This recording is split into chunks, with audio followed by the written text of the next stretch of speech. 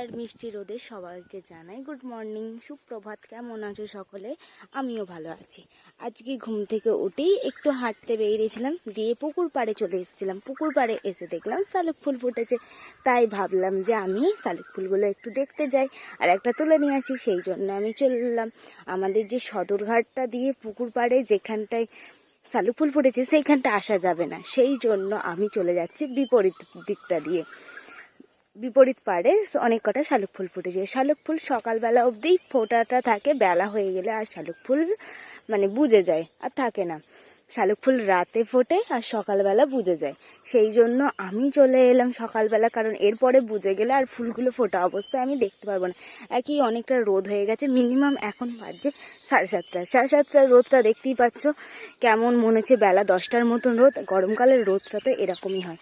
তো আমি চলে এলাম আমাদের পুকুরের পেছন সাইডটা। আমাদের পুকুরটা আর্ধেকটা কাটতে কাটতে বন্ধ হয়ে গেছিলো, সেই জন্য পুকুরটা একদম অবস্থাটা পুকুরের মতন নয়। একদিকটা পুকুর দেখতেই পাচ্ছ, একদিকটা পুকুর আর একদিকটা এরকম কাটা হয়নি, আধ কাটা অবস্থায় পড়ে আছে।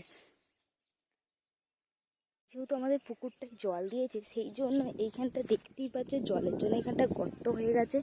কিরাম নামা যাবে না, তো আমি সাইড দিয়েই নামছি। একবার যদি পড়ে যায় হাত পা একদম পুরো ভেঙে একদম যাবে। তো সাইড দিয়ে দিয়ে কেমন দেখতেই পাচ্ছ আমাদের পুকুর পাড়ের অবস্থা। আর্ধেক কাটতে কাটতে বন্ধ হয়ে যাওয়ার কারণে পুকুরটার অবস্থা এরকম হয়ে গেছে। নাহলে পুকুরটা একদম যদি পারফেক্ট কাটা হয়ে যেত তাহলে এরকম অবস্থা হতো না।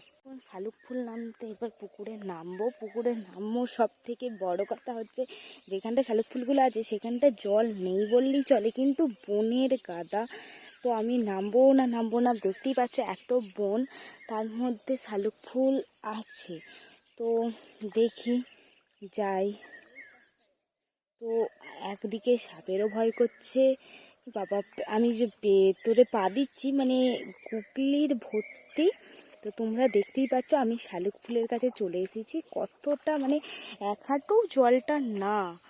তো এই দেখো একটা শালুক ফুল, কি সুন্দর না শালুক ফুলটা সকালবেলা। ওই দেখো কতগুলো শালুক ফুল ফুটেছে, ওই দিকেও অনেকগুলো শালুক ফুল আছে। তো এই ফুলটা আমি তুলবো, এরকে আমার দেখতে এত ভালো লাগছে, কিন্তু এখন না তুললে এর পরে তুলতে এলে দেখো বোঝা বোঝা হয়ে গেছিলো। ফুটটা ছিল এতটা হয়ে, কিন্তু বোঝা বোঝা হয়ে গেছিলো।